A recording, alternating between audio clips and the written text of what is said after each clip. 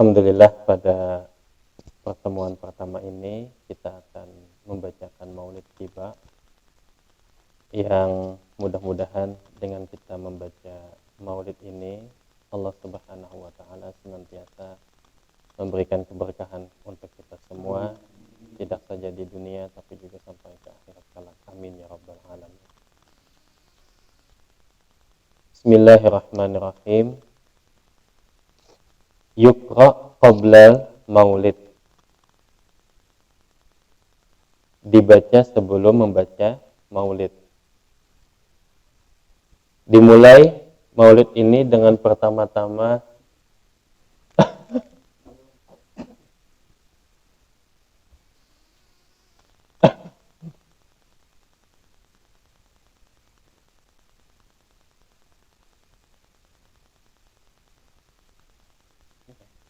dibaca sebelum maulid. Jadi penyusun maulid tiba ini, beliau memulainya dengan berselawat kepada Nabi Muhammad sallallahu alaihi wasallam. Ada berapa salawat? Sangat banyak sekali, yang mana Rasulullah sallallahu alaihi wasallam beliau bersabda, bila mana kita berselawat satu kali, maka Allah akan membalas dengan 10 kali salawat. Ketika Allah Subhanahu wa taala, kemudian ketika kita bersalawat 10 kali, dibalas dengan 100 kali. Kita bersalawat 100 kali, maka Allah akan 1000 kali. Kalau kita 1000 kali bersalawat, niscaya kata Rasulullah akan diharamkan api neraka menjilatnya. Nah, ini diantara keutamaan bersalawat kepada Nabi Muhammad sallallahu alaihi wasallam. Maka seluruh doa yang kita panjatkan kepada hadirat Allah Subhanahu wa taala itu berpotensi dua hal. Yang pertama diterima oleh Allah, yang kedua ditolak. Ada doa yang diijabah, ada doa yang tidak diijabah. Kecuali salawat. Maka salawat itu membuat Allah Subhanahu wa taala itu mengabulkan permintaan kita. Karena yang kita minta adalah supaya Allah memberikan rahmat kepada Nabi Muhammad sallallahu alaihi wasallam. Innallaha wa malaikatahu yusalluna 'alan nabi ya ayyuhalladzina amanu sallu 'alaihi wa sallimu taslima. Ya Rabbi salli 'ala Muhammad, ya Rabbi salli 'alaihi wa sallim.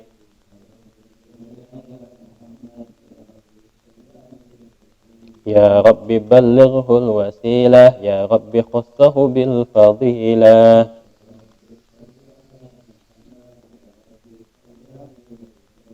Ya Rabbi waghdu 'anis sahabah, ya Rabbi waghdu 'anis sulalah.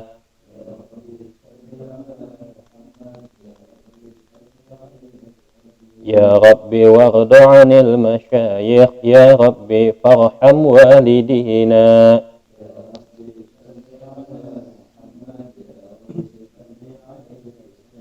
Ya Rabbi warhamna jami'an, ya Rabbi warham kulla muslim.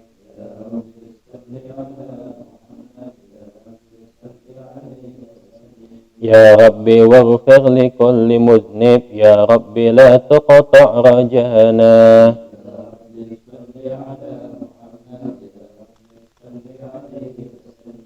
Ya Rabbi ya sami' du'ana, ya Rabbi ballighna nazuruh.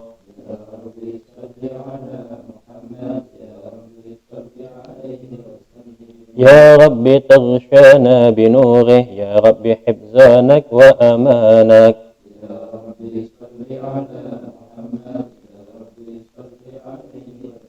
Ya Rabbi waskinna jinanak, ya Rabbi ajirna min adabik.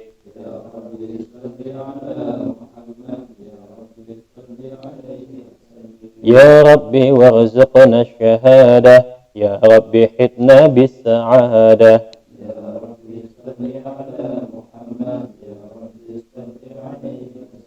Ya Rabbi waslih kulla muslih, ya Rabbi wakfi kulla mu'zi.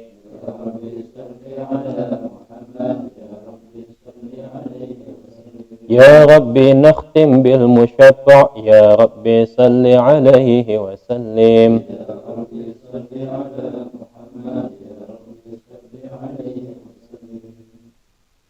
Ya Rabbi salli ala Muhammad.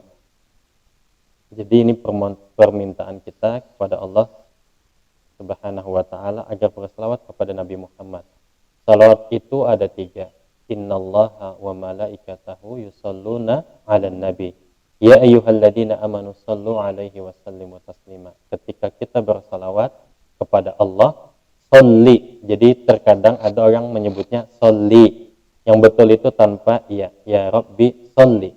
Maka permintaan kita kepada Allah ya supaya memberikan rahmat kepada Nabi Muhammad sallallahu alaihi wasallam. Ya Rabbi sholli alaihi wasallim. Sama. Kemudian ya Rabbi ballighul wasilah. Ya Tuhan kami, semoga Engkau sampaikan wasilah. Ya Rabbi khussahu bil fadilah. Kepadanya, kemudian ya Rabbi khussahu bil fadilah, artinya ya Tuhan kami, semoga Engkau berikan atasnya karunia. Khussahu, khussahu itu khususkan. Khussahu bil fadilah. Ya Rabbi warda anis sahabah. Kemudian meminta kepada para sahabatnya juga untuk diridai, mendapatkan keridhaan Allah Subhanahu wa ta'ala. Jadi sahabat itu titel yang paling tinggi adalah radhiyallahu an. Radhiyallahu an, radhiyallahu anhum wa radu'an. Nah, ini adalah titel yang paling tinggi. Jadi tidak ada titel melainkan radhiyallahu an. Kecuali satu sahabat yang bergelar bukan radhiyallahu an, yakni karamallahu wajh. Pada siapa itu? Ali bin Abi Thalib. Beliau keluarga Nabi, kemudian sahabat yang dekat, orang yang pertama beriman kepada Rasulullah sallallahu alaihi wasallam. Maka ada penafsiran kata para ulama, mengapa Ali bin Abi Thalib dikhususkan dengan karamallahu wajh. Selebihnya pakai radhiyallahu an. Setidaknya ada 2 pendapat. Yang pertama adalah karena Ali bin Abi Thalib ini beliau sudah beriman kepada Allah sejak usia muda, sejak usia anak-anak. Maka karamallah wajhah, Allah memuliakan wajahnya. Wajah itu bisa dikatakan simbol kita beribadah. Awal di wajhaka, hadapkan wajahmu. Yang dihadapkan bukan wajahnya saja, tapi hatinya, badannya, dan seterusnya. Nah, maka beliau, Ali bin Abi Thalib ini tidak pernah menyembah berhala. Yang disembah hanya Allah. Ini pendapat yang pertama. Pendapat yang kedua, karena sahabat Ali ini tidak pernah melihat kemaluannya. Wallahu a'lam, ya, tidak pernah melihat kemaluannya. Apalagi kemaluan orang lain, seperti itu. Nah, jadi yang paling mu'tamad kata para ulama, karena beliau tidak pernah menyembah kepada selain Allah. Ya Rabbi warda anis sahabah, ya Rabbi warda anis sulalah. Meminta keridhaan juga kepada keturunannya. Ya Rabbi warda anil masyayikh. Nah, keturunan Ali bin Abi Thalib, ya, keturunan daripada Rasulullah SAW. Ini yang kita kenal dengan Sayyid atau Habib atau Syarifah, seperti itu. Nah, yang dalam mazhab Syafi'i itu ulama ada yang mengatakan tidak boleh kita menikahi laki-laki yang biasa menikahi seorang syarifah. Tapi kalau habaib menikahi orang biasa itu diperbolehkan. Mohon apa ya? Nggak enak sebenarnya ada guru gitu. Kalau salah mohon dikoreksi seperti itu. Ya Rabbi warhamna jami'an. Oh ya. Ya Rabbi warda anil masyayikh. Jadi ya Allah, berikan keridhaan kepada guru-guru kami. Jadi ini semuanya menggunakan fi'il amar. Fi'il amar. Tapi fi'il amar itu maknanya bisa ada 2. Kalau orang bawah ke atas itu maknanya doa. Tapi kalau orang atas ke bawah itu maknanya perintah. Jadi kita tidak memerintah Allah, tapi kita memohon kepada Allah Subhanahu wa ta'ala. minta supaya diridhoi guru-guru kita. Nah, jadi keridhaan guru itu menyebabkan keberkahan hidup dalam menjalani kehidupan bagi seorang santri. Jadi ada sehebat apapun murid, kalau gurunya tidak ridho dan tidak meridhoinya, maka ilmunya tidak berkah. Sebutkan ada kisah itu di Yaman, ada seorang santri ini alimnya luar biasa, alim sekali. Biasanya beliau hadir setiap kali majelis, hadir terus. Tiba-tiba dalam satu kesempatan, gurunya mencari, mana muridku yang alim itu. Ternyata muridnya ini mengisi acara di luar. Mengisi acara di luar tanpa izin dengan gurunya. Padahal itu masih dalam proses belajar dengan gurunya. Akhirnya kata gurunya, ya biarkan saja dia. Tapi ilmunya saya tahan di sini. Ternyata ketika mau hendak mengisi acara, ya, ta'lim, murid ini tidak bisa berbicara. Karena tidak bisa berbicara, jamaah yang lain heran. Kemudian dicari-cari alasannya, oh ternyata dia absen pengajian gurunya, malah mengisi di lain seperti itu. Karena itu kata gurunya tadi itu, ilmunya saya tahan seperti itu. Karena ditahan sama gurunya, maka dia di situ juga masyarakat menjadi marah sama dia. Dia ini tidak punya adab sama gurunya seperti itu. Nah, jadi ada orang yang semisal kita mohon maaf, semisal mahasiswa dikasih nilai C atau D sama gurunya, itu ikhlas saja gitu. Ikhlas saja. Maksudnya jangan protes ke guru atau merengek-rengek, Pak, saya bisa nggak dinaikin? Pak, ini. Yang salah kita sendiri. Kenapa kita jarang masuk kuliah? Sehingga dosennya mungkin mengalpa seperti itu. Akhirnya tidak. Nilainya itu kalau satu kali tidak hadir itu ada pengurangan nilai. Nah, ini dia jarang masuk kelas tapi minta nilai tinggi.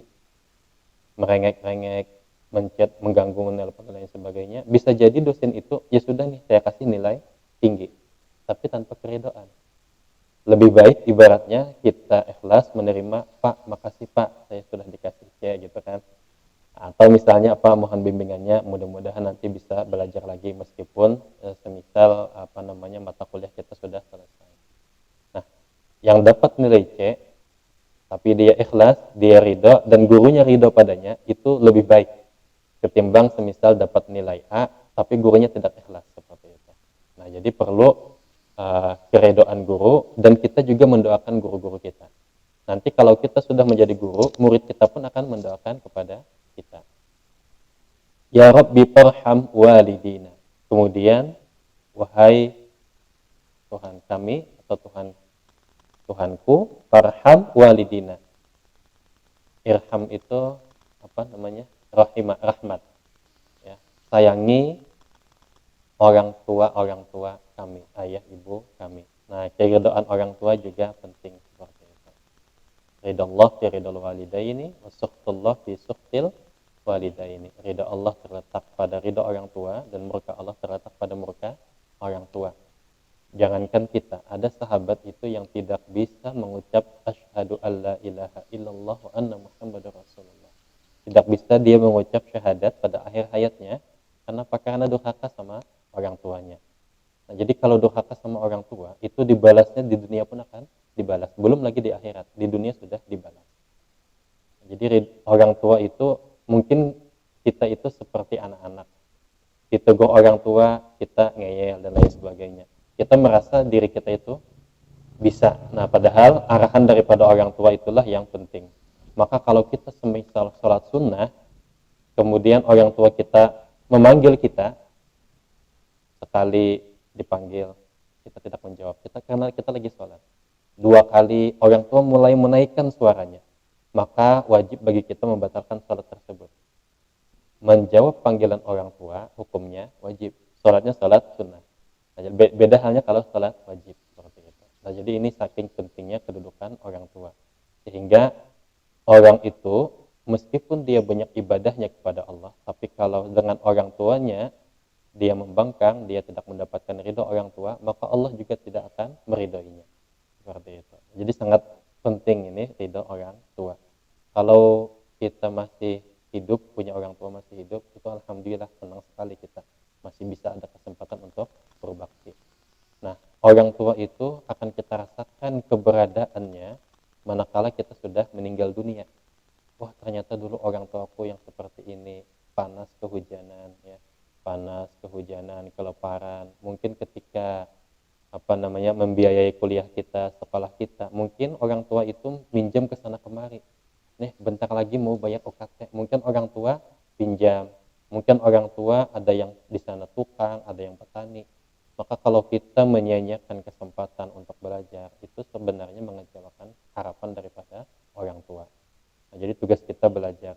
Jadi jangan sampai ibaratnya kita aktif di organisasi tapi lupa belajar. Atau apalagi bahkan mendemo dosennya, mendemo dan lain sebagainya. Jadi ada dulu ya, saya sedih juga ada melihat mahasiswa itu dia sampai-sampai ibaratnya mendemo dan lain sebagainya. Nah, demo itu jangankan membuat demo teriak-teriak gitu ya, membuat guru kita tidak nyaman sekalipun, itu sebenarnya akan mendatangkan ketidakberkahan dalam hidup kita. Apalagi sampai demo-mendemo gitu ya, teriak-teriak, tujuannya yang aspirasinya tidak sampai. Lebih baik kita mengirim surat atau face to face, face to face gitu ya, sampaikan apa adanya, itu lebih baik. Dan itu yang diajarkan para masyayikh kita, para habaib kita yang ahlus sunnah wal jamaah, ketika berhadapan dengan pemimpin, mereka pasti akan menasihati.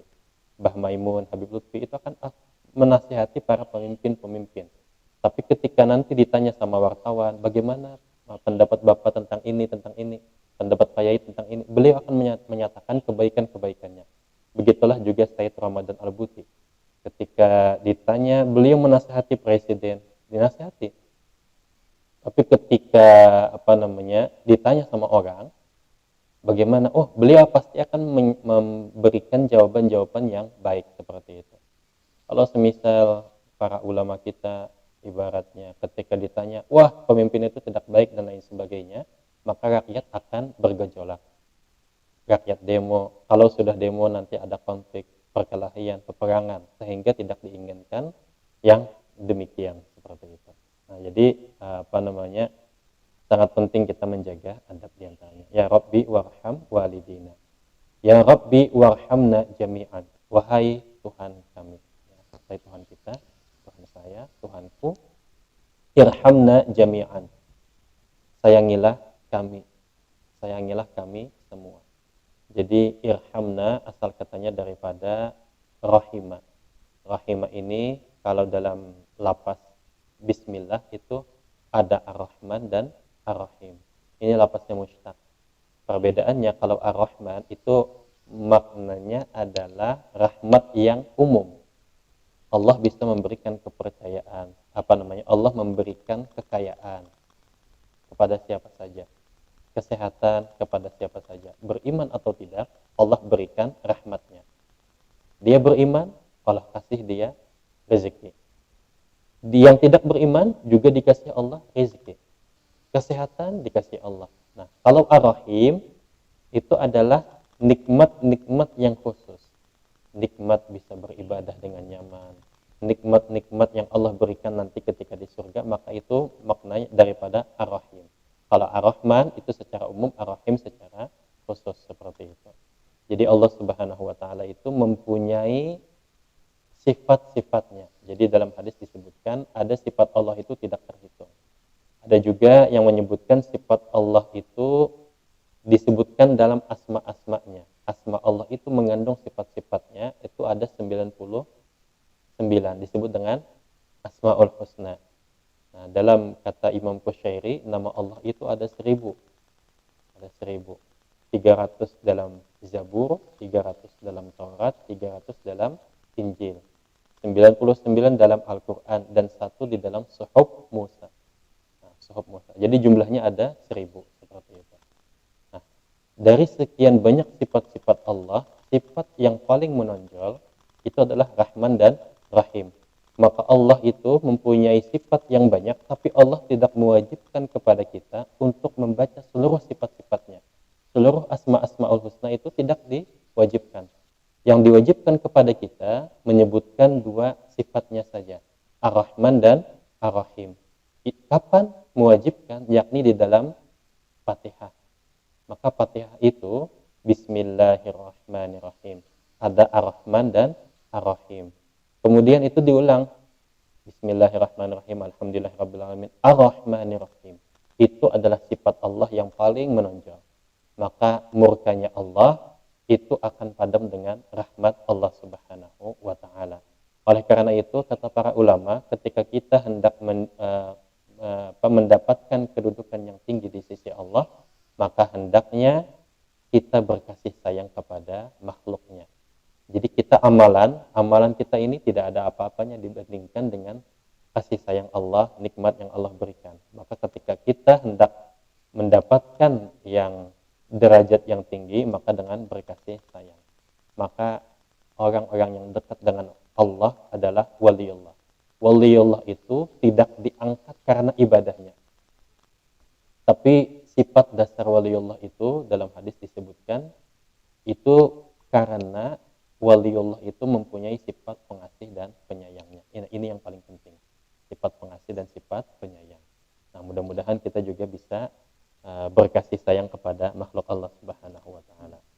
Ya Rabbi warham kulla muslim. Ya Rabbi irham kulla muslim. Wahai Tuhanku, sayangilah kepada setiap orang yang muslim. Nah, jadi muslim itu ada dua pengertiannya. Yang pertama, muslim secara makna yang kita pahami adalah orang yang mengikuti syariat Nabi Muhammad. Itu disebut dengan muslim. Tapi sebenarnya juga orang yang memasrahkan dirinya kepada Allah, disebutkan di dalam Al-Quran itu wasammainakumul muslimin. Jadi kami memberikan kalian itu nama muslimin. Nah, itu tetapnya kepada Nabi Ibrahim. Qala aslamtu li rabbil alamin. Aslamtu dan seterusnya. Nah, jadi itu mulai zaman Nabi Adam sebenarnya sampai nanti ke Nabi Muhammad itu disebut dengan muslim juga.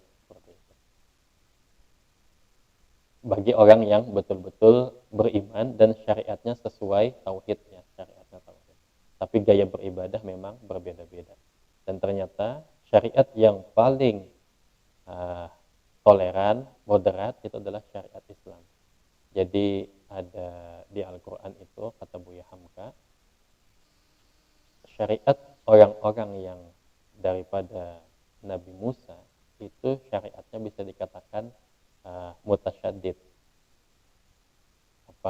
Mutasyadid itu agak tidak longgar seperti itu, tidak longgar. Nah, jadi kalau ada najis yang kejatuhan di baju kita, maka cara mensucikannya adalah dengan dipotong. Jadi banyak tambalan-tambalan. Di mana najis itu, cara mensucikannya adalah dengan dipotong. Tapi kalau orang-orang yang Nabi Isa itu tidak mengenal istilahnya air bersuci, tidak ada. Yang kalau ada najis ya sudah biarkan. Tapi kalau Islam itu tengah-tengah, tidak dipotong, tidak dibiarkan dengan mencuci. Ya Rabbi waghfir likulli muznib. Wahai Tuhanku, ighfir, ghafara, yaghfir, ighfir. Ampuni setiap orang yang berdosa. Jadi setiap kita punya dosa. Dosa besar ataupun dosa kecil. Dosa besar diampuni dengan tidak diampuni kecuali dengan taubat. Taubatnya ada 3 ya. Kemudian kalau dengan orang lain ditambah 1, meminta keridhaan orang tersebut. Maka kalau kita sedekah 1 miliar, sedekahnya 1 miliar. Tapi mengambil hak orang lain 100.000 dan kita tahu orang tersebut, maka lebih baik kita tidak bersedekah tapi tidak mengambil punya orang. Lain halnya ibaratnya saya ada orang A, si A ini saya ambil hartanya 100.000, lalu saya bersedekah 1 miliar, itu nanti tidak tidak baik, hisabnya berat. Lebih baik dia tidak bersedekah, ya, tapi tidak mengambil seperti itu. Lebih baik sedekahnya sedikit seperti itu. Karena berkaitan dengan hak orang lain, pasti itu akan dituntut. Ya Rabbi la taqta' rajana. Jangan putuskan harapan kami. Nah, jadi rojana, rojaun, asal katanya rojaun. Jadi rojauna, rojana. Nah, roja itu ada dua dalam istilah kita. Jadi ada yang namanya khauf dan ada yang namanya roja. Roja itu harapan, khauf itu takut. Ini harus seimbang. Ya, kata Imam Al-Ghazali itu harus seimbang. Tapi ketika kita hendak sakaratul maut, maka yang ditunjukkan adalah roja. Jadi kita ini sudah pengen sakaratul maut, maka yang ditunjukkan adalah sifat rojanya, harap kita, bahwa kita berharap Allah ini pasti akan mengampuni dosa kita. Nah, dengan harapan-harapan seperti itu, dengan kita berbaik sangka kepada Allah dengan husnuzonnya, maka itu yang akan Allah nanti akan memberikan apa yang kita sangkakan. Tapi kalau kita khauf, menonjolkan khauf pada saat sakaratul maut, takut ini, akhirnya nanti timbul ada tidak berharap itu apa? Putus asa. Nah, ada putus asa. Ketidakputusasaan itu yang tidak disukai oleh Allah. Ya Rabbi sami' du'ana. Ya Allah, dengarlah doa-doa kami. Jadi doa itu ada yang didengar, ada yang tidak. Di antaranya, sebaik apapun doa yang kita panjatkan, sehebat apapun doa yang kita panjatkan, kalau kita memakan harta yang haram, Allah tidak menerima doa kita. Maka di zaman Nabi itu ada seorang sahabat apa gitu ya. Jadi ada sahabat, wahai Rasulullah, itu pasti doanya mustajab. Dia berdoa menangis-nangis, fa'anna yustajabulah. Dari mana doanya itu bisa diijabah? Malbasuh haram, mat'amuhu haram.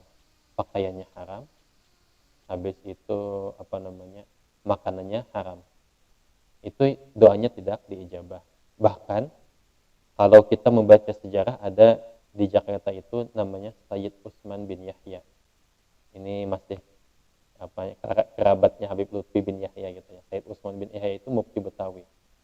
Beliau itu menyampaikan kalau kita hendak mendapatkan ilmu yang barokah, maka hendaknya buku kita ini halal. Buku kita ini halal, bukan buku yang haram. Maksudnya seperti apa?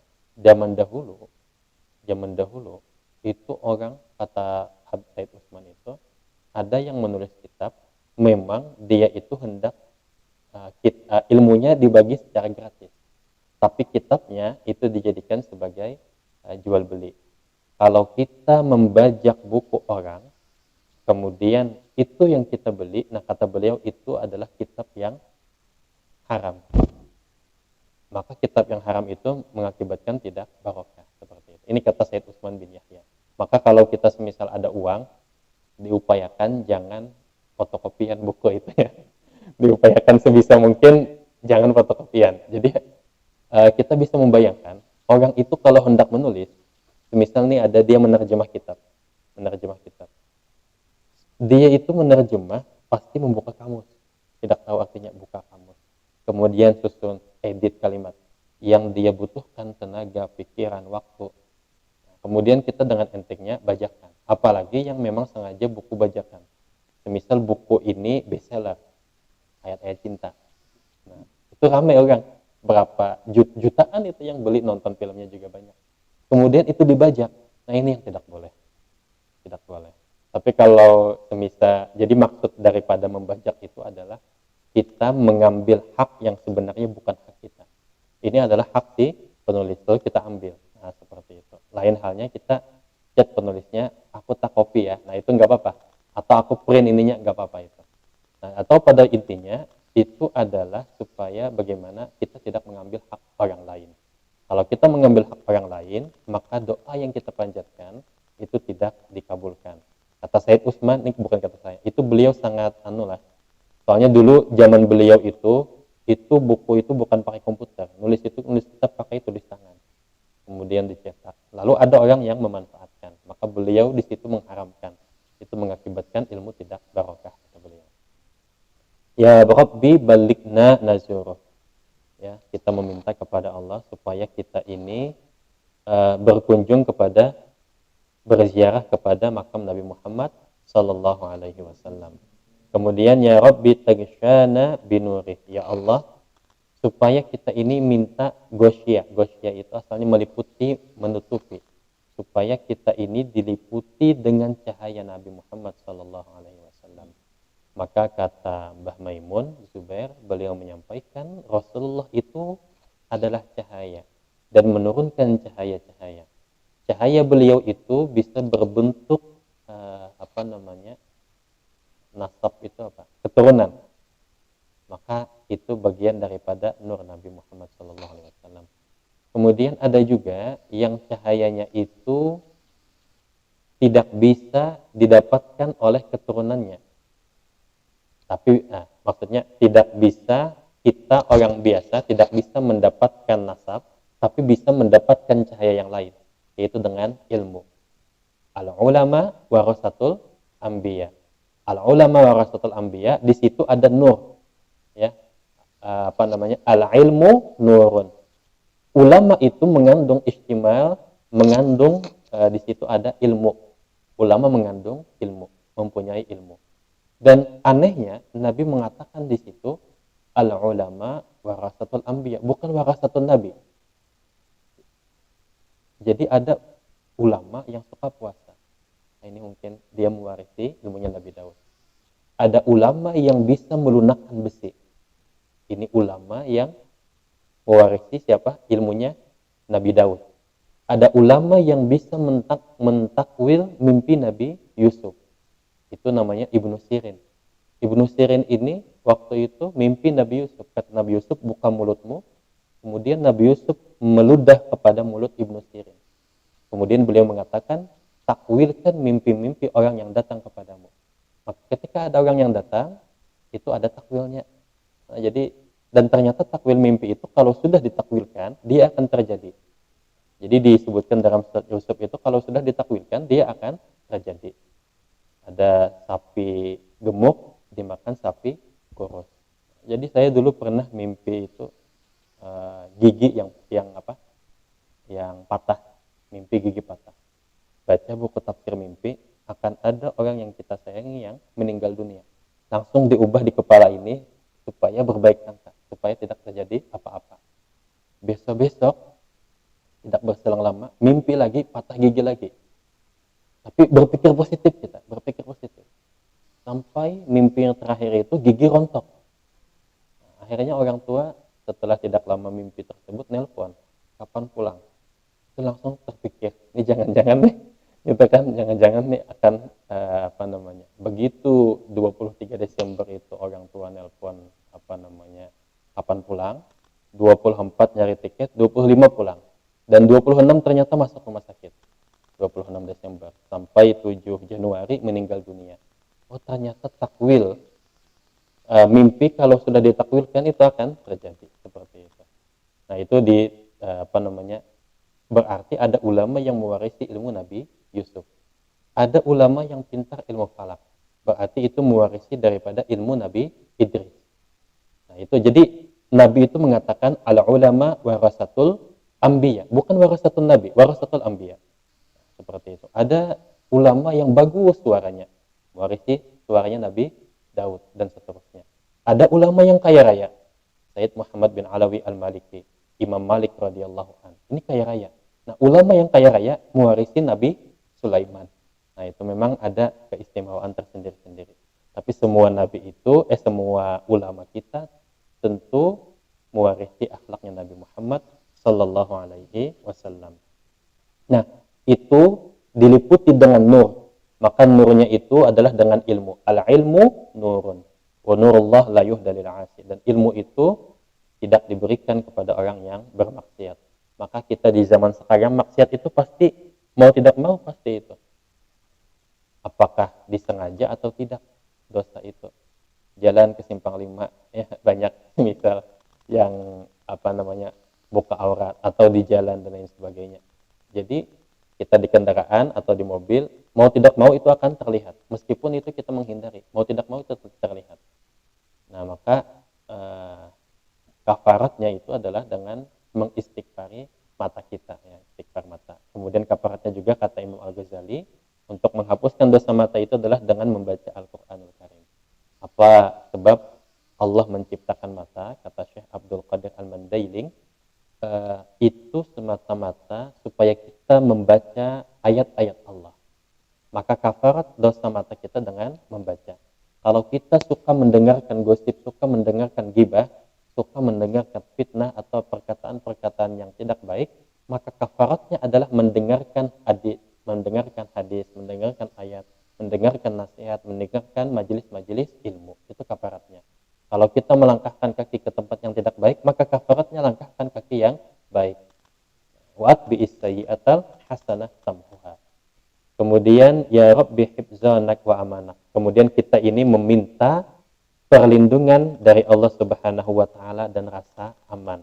Nah, jadi di sini tidak disebutkan fa'ilnya, tidak disebutkan fi'ilnya atau fi'il amarnya, tapi langsung hifzanak wa amanak. Jadi perlindungan Allah dan rasa aman. Jadi rasa aman ini yang utama. Indonesia itu kalau tidak aman, tidak nyaman kita beribadah. Jadi yang kita hendaki adalah rasa aman, itu yang paling penting, rasa aman, tidak ada perang. Kemudian baru ada rasa nyaman. Aman dahulu baru nyaman. Ya Rabbi waskinna jinanak. Jadi kita meminta kepada Allah, sakan, mana sakan? Tempat tinggal, askinna. Jadi asrama dalam bahasa Arab disebut sakan atau maskan. Sakan, askinna, tempatkan kami jinanak, surgamu. Jadi surga ada berapa? 8 ya. Jadi ya 8. Jadi 7 itu pintu neraka ya. Nah, surga 8. Ya Rabbi ajirna min adabik. Ya Allah, ajirna adabik. Ajirna itu apa? Selamatkan atau jauhkan daripada azabmu. Habis salat subuh dan salat maghrib itu ada amalan khusus dari Nabi yang menjadi wirid setelah salat. Wirid setelah salat maghrib dan subuh itu berbeda dengan wirid-wirid yang lainnya. Dibandingkan zuhur, asar, isya itu cenderung lebih pendek. Tapi habis maghrib dengan habis subuh itu cenderung lebih panjang wiridnya. Jadi kata Imam Al-Ghazali, dikarenakan di situ disebutkan ada pergantian siang ke malam, malam ke siang. Itu waktu subuh dan maghrib. Maka ketika di subuh hari kita disunnahkan oleh Nabi selesai sholat itu membaca La ilaha illallah wahdahu la syarikalah lahul mulku wa lahul hamdu yuhyi wa yumit wa huwa ala kulli syai'in qadir sebanyak 10 kali. Kemudian setelah itu membaca Allahumma ajirni minan nar. Allahumma ajirni minan nar. Domirnya ajirni, bukan ajirna. Allahumma ajirni minan nar, Allahumma ajirni minan nar. Sebanyak 7 kali. Kenapa 7 kali? Kata para ulama, sebab pintu neraka itu ada 7. Pintu neraka ada 7. Maka kita berlindung daripada supaya tidak dimasukkan ke dalam neraka. Harapan kita itu masuk surga bighairi hisab semuanya. Nah ini semuanya. Bagaimana caranya masuk surga bighairi hisab? Di antara amalannya itu adalah memaafkan orang lain yang berbuat salah kepada kita. Orang berbuat salah pada kita, kalau kita membalas, maka orang itu dapat balasannya di dunia. Tapi kalau kita memaafkan, bahkan kita berbuat baik terhadap orang yang berbuat salah atau menzalimi kita, ini afdalnya. Wal 'afina 'anil nas wallahu yuhibbul muhsinin. Maka ini akan diberikan dia masuk surga bighairi hisab. Nah, jadi bighairi hisab itu bisa juga kita dapatkan kalau kita mengucap man kana akhir kalamihi la ilaha illallah dakhala al jannah. akhir hayatnya dia mengucap la ilaha illallah, itu dia akan dimasukkan ke dalam surga. Ini disebutkan dalam buku Sabilal Muhtadin, kitab Sabilal Muhtadin. Jadi kalau mengucap la ilaha illallah di penghujung akhir hayat, itu tandanya orang ini nanti masuk surga bighairi hisab, seperti itu. Jadi kalau bighairi hisab itu artinya mudah sekali kita. Sebab harta kita itu dihisab. Harta dihisab, ilmu dihisab, amal dihisab, masa muda dihisab. Waktu yang Allah berikan itu semuanya dihisab. Tapi kalau bighairi hisab, itu harapan kita semuanya. Jadi bagaimana caranya supaya kita bisa mengucap la ilaha illallah di akhir hayat? Maka ketika kita sehat, ketika kita masih hidup, masih kuat, sering-seringlah mengucap la ilaha illallah. Maka tradisi kita di NU, la ilaha illallah, ini akan membuat kita itu terbiasa mengucap la ilaha illallah.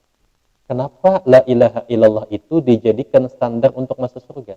Dan Allah itu memberikan la ilaha illallah itu, ternyata itu adalah lapas yang paling mudah diucapkan sebenarnya. Makanya kalau kita amati mulut kita, la ilaha illallah, bibir kita tidak bergerak.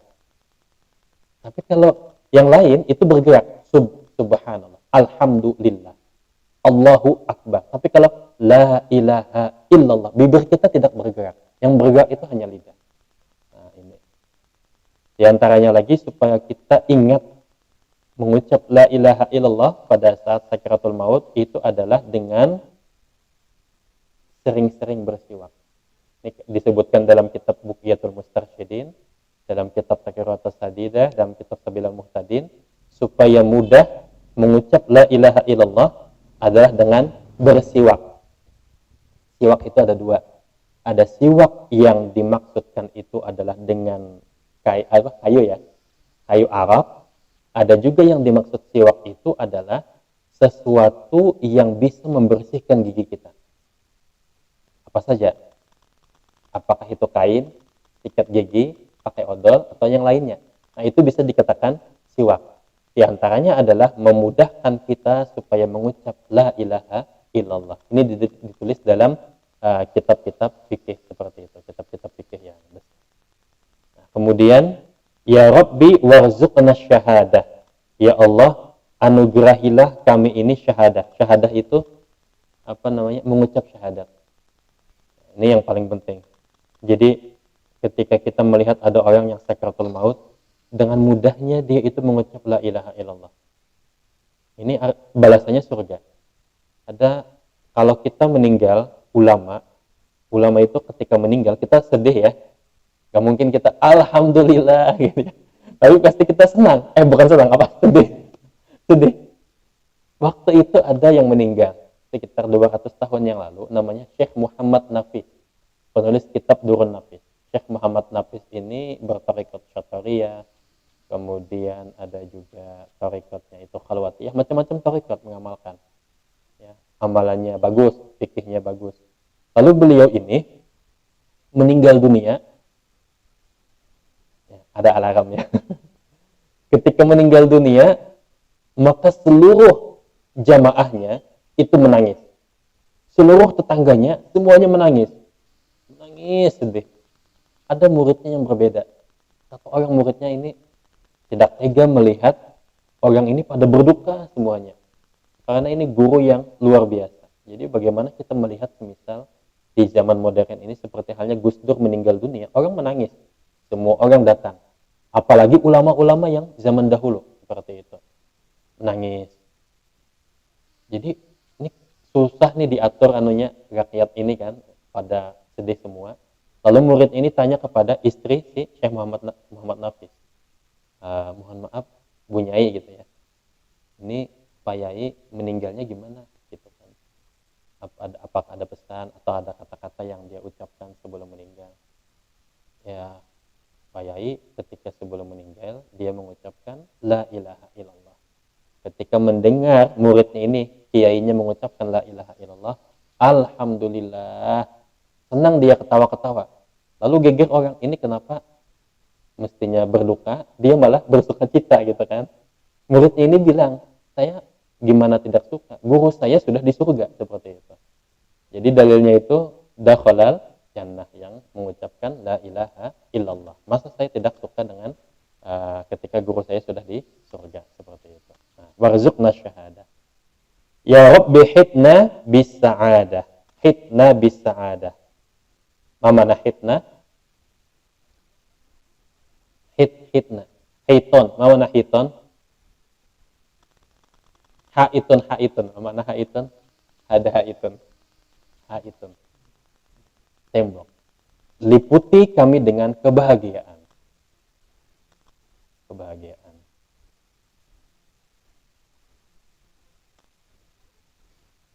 Kebahagiaan itu ada dalam doa Nabi, Rabbana atina fid dunya hasanah wa fil akhirati hasanah. Hasanah di dunia itu ada 4, kata para ulama tafsir, dihimpunkan ada 4. Hasanah di akhirat juga ada 4. Hasanah di dunia itu adalah yang pertama, iman yang mantap. Yang kedua, rezeki yang halal. Kemudian yang ketiga, istri yang solehah atau pasangan yang membuat kita itu nyaman. Iman yang mantap, rezeki yang halal, pasangan yang solehah atau baik. Kemudian yang selanjutnya adalah sehat walafiat. Sehat walafiat. Ini intisari daripada hasanah dunia. Tapi kalau kata Ali bin Abi Thalib, yang dimaksud hasanah di dunia adalah diberikan kita itu istri soleha. Jadi kalau sudah dapat istri soleha, maka semuanya jadi nyaman. Bisa dibayangkan. Kalau semisal istri itu ngomel terus. Kalau ngomel terus, kita sabar, itu kita bisa-bisa jadi wali. Ya, bisa-bisa jadi wali. Asal sabar. Ngomel terus. Sabar kita itu ada disebutkan dalam kitab Ihya Ulumuddin itu, dia ini menjadi waliullah, doanya mustajab, ternyata karena dia sabar diomeli sama istrinya. Nah, seperti itu. Kemudian hasanah fil akhirat itu ada 4. Yang pertama, mudahnya menghadapi sakaratul maut. Ini sebagai awal daripada menuju hari akhirat. Mudahnya menghadapi sakaratul maut. Kemudian dimudahkan di padang mahsyar. Kemudian yang ketiga adalah kita meniti titian siratal mustaqim dengan dengan selamat. Jadi titian siratal mustaqim di bawahnya itu ada menganga api neraka. Dan yang keempat adalah masuk surga. Ketika masuk surga diucapkan salamun qaulam mir rabbir rahim. Salamun qaulam mir rabbir rahim. Ada kita itu disambut dengan ucapan selamat, selamat datang gitu ya. Nah, kemudian ya Rabbi waslih kulla muslih. Ya Allah, mana aslih? Aslih, tunjuki kami supaya berbuat kemaslahatan. Aslih, waslih. Ya Rabbi waqfi kulla mu'di. Ikfina syarruz zalimin. Ikfi itu apa anunya? Ikfinal bala, apa bahasa Indonesianya? Ya Rabbi waqfina kulla mu'di. Supaya kita minta dijauhkan segala yang menyakiti kita. Baik binatang, baik jin, baik manusia. Maka disunahkan juga di pagi hari membaca a'udzu bikalimatillahi tammati min syarri ma khalaq. A'udzu billahi minasyaitonir rajim. A'udzu bi'izzatillah wa qudratihi min syarri ma ajidu wa a'adir. Ini banyak hadis-hadis terkait tentang itu. Atau bisa juga bismillahilladzi la yadhurru ma'asmihi syai'un fil ardi wala fis sama' wa huwas samiul alim. Jadi ada juga ulama yang biasanya membaca di pagi hari itu dengan membaca yang kita baca nanti apa itu? Laqad ja'akum rasulun min anfusikum azizun dan seterusnya. Itu dibaca di pagi hari, maka kita insya Allah tidak meninggalnya itu tidak karena besi. Tidak disodok atau disodok apa ya? Ditusuk ya. Nah, tidak ditusuk orang ya, supaya meninggalnya itu tidak seperti itu ya. Jadi besi tidak menghantam dia. Itu diantaranya kata para ulama. Ya Rabbi nakhtim bil musyaffa'.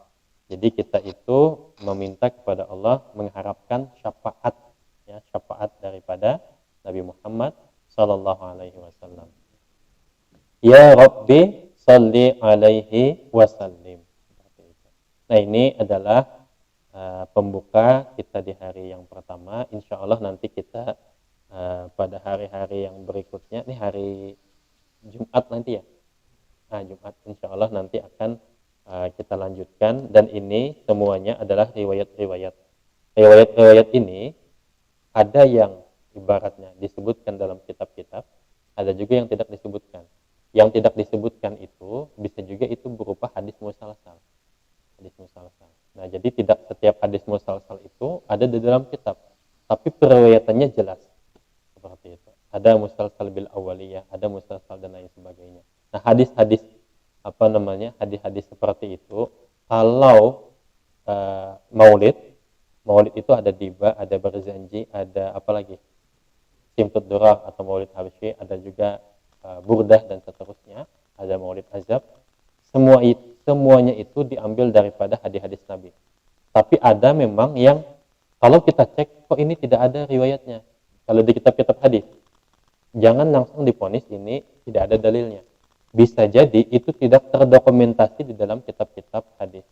Seperti halnya Imam Al-Ghazali, beliau itu dituduh memasukkan hadis-hadis dhaif bahkan palsu.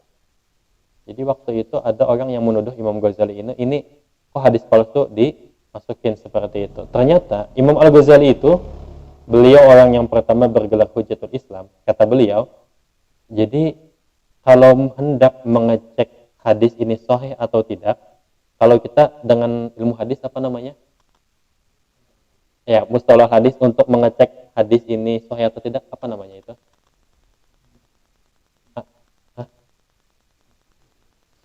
Jarh wa ta'dil. Itu yang mengetahui ini anunya kan? Apa ya bahasanya itu? Naqdul hadis, apa istilah khususnya itu nih? Mencari hadis sahih atau tidak itu. Kalau kritik hadis ya tadi itu juga diantaranya bagiannya. Nah itu tahrij hadis ya, seperti itu. Mentahrij hadis. Itu kalau kita orang biasa. Tapi Imam Al-Ghazali ini sahih atau tidak? Beliau menciumnya. Begitu tercium bau harum, ini sahih. Nah ini beda makamnya kita dengan Imam Al-Ghazali. Maka orang yang pertama kali menerjemahkan kitab Ihya Ulumuddin di Indonesia itu adalah Rektor Wali Songo yang kedua, Profesor Tengku Ismail Yakub, orang Aceh. Beliau menerjemahkan kitab Ihya Ulumuddin itu dalam waktu 16 tahun 8 bulan. Ada sekitar berapa jilid itu ya terjemahnya itu. Itu cetakan yang pertama itu. Nah, ketika beliau menerjemah kitab Imam Al-Ghazali, beliau itu mencari makam Imam Al-Ghazali. Maka orang yang menemukan makam Imam Al-Ghazali itu siapa? Profesor Ismail Yakub. Tapi tidak terdokumentasi. Tapi ada buku beliau, ada di perpustakaan, judulnya Mencari Makam Imam Al-Ghazali. Beliau pergi ke beberapa negara untuk mencari informasi terkait makamnya. Akhirnya ditemukan. Berteman juga dengan para orientalis gitu kan di sana beliau. Kemudian berkhalwat juga di tempat ibadahnya Imam Al-Ghazali. Nah, kemudian Pak Rektor Pak Ismail Yakub itu ketika menerjemahkan kitab Ihya Ulumuddin, beliau bertemu Rasulullah Sallallahu Alaihi Wasallam dalam mimpi. Itu beliau ceritakan dalam Muqaddimah Ihya.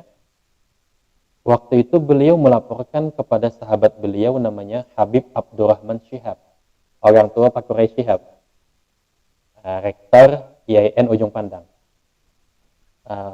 Habib, saya ketemu Rasulullah. Itu Rasulullah tersenyum. Maka ketika Rasulullah tersenyum itu, si Habib Abdurrahman Syihab itu juga bilang, saya juga ketemu Rasulullah, persis ceritanya seperti yang kamu ceritakan. Rektor IAIN Ujung Pandang dengan Rektor IAIN Wali Songo Semarang ini ketemu Nabi. Luar biasa. Nah, ini diantaranya disebutkan dalam kisah itu, ada orang yang mengatakan Imam Al-Ghazali itu memasukkan hadis-hadis palsu dan lain sebagainya. Ulama ini, ulama yang ibaratnya dengki lah bisa dikatakan, dengki kepada Imam Al-Ghazali karena rebutan pengaruh, itu mimpi ketemu Nabi. Mimpi ketemu Nabi beserta 4 sahabat, Abu Bakar, Umar, Utsman, Ali. Dan ternyata di tengah-tengah sahabat 4 dan Rasulullah itu ada Imam Al-Ghazali. Kemudian Imam Al-Ghazali bilang kepada Rasulullah, wahai Rasulullah, orang ini yang ngompori umat supaya benci kepada saya. Orang ini yang ngompori pemerintah supaya membakar kitab Ihya Ulumuddin. Maka saya minta keadilanmu wahai Rasulullah.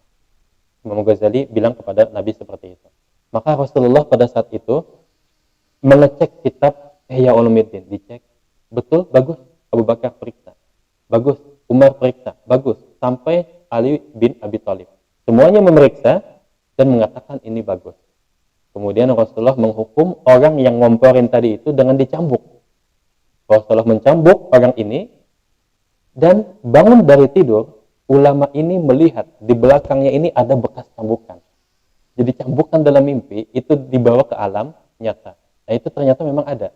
Saya punya guru almarhum beliau, waktu itu anak-anak beliau heran, kenapa rumah ini bau harum, bau wangi? Tidak seperti parfum, baunya wanginya itu semerbak. Dicari di mana sumber bau harum itu, ternyata ada di kamar ayahnya. Dan di kamar ayahnya itu dicari sumbernya di mana? Ternyata ada di tangan beliau. Ketika ditanya, kenapa tangannya harum? Beliau cerita, tadi malam saya salaman sama Rasulullah Sallallahu Alaihi Wasallam. Maka wajar ketika disebutkan dalam kitab-kitab Maulid, Nabi itu tidak pernah dihinggapi oleh lalat. Nah, kalau kita setelah mandi sekalipun bisa saja lalat. Tapi kalau Nabi tidak pernah dihinggapi lalat. Nah ini diantaranya. Kemudian Pak Rektor, siapa itu Rektor Pak Ismail Yakub, beliau itu waktu itu pernah menerjemahkan kitab Al-Imam Syafi'i. Ketika beliau menerjemahkan kitab Al-Imam Syafi'i sebanyak 11 jilid, itu 11 jilid beliau terjemahkan, beliau bertemu Imam Syafi'i. Itu beliau sendiri yang cerita dalam mukaddimah Al-Umnya itu. Bertemu dengan Imam Syafi'i dan Imam Muzani. Imam Muzani itu murid daripada Imam Syafi'i. Dan berbicara pakai bahasa Arab. Berbicara pakai bahasa Arab dengan Imam Syafi'i. Nah ini namanya Profesor Tengku Ismail Yakub. Jadi bukunya itu ada di perpustakaan. Bagus-bagus. Di antaranya lagi beliau menerjemahkan Muqaddimah Ibnu Khaldun. Adalah buku yang sangat bagus juga dalam dunia Islam. Ada tentang sejarah Islam. Jadi bacaan orang-orang tua dulu memang bacaannya bagus-bagus seperti itu. Nah, mudah-mudahan kita juga para santri, para mahasiswa juga mempunyai semangat keilmuan yang menggebu-gebu seperti halnya pendahulu-pendahulu kita. Dan mudah-mudahan insya Allah nanti ini satu Ramadan habis kitab Maulid gitu ya dibaca. Nah tapi nanti bacanya mungkin secara terjemah saja gitu ya. Secara terjemah. Jadi hari ini sebagai mukaddimah saja seperti itu. Mungkin ini sampai jam berapa? Cukup ya? Oke, cukup. Kalau kelebihan ditegur aja gitu. Barangkali saya ada salah dan hilaf, mohon dimaafkan, dan wabil khusus kepada Pak Yai Imam. Jadi beliau guru, jadi kalau ngomong itu tidak enaknya di depan guru, sama di depan orang tua atau di depan mertua. Ini yang tidak enak. Terima kasih atas segala perhatian dan kerjasamanya. Wallahul muwaffiq ila aqwamit thoriq.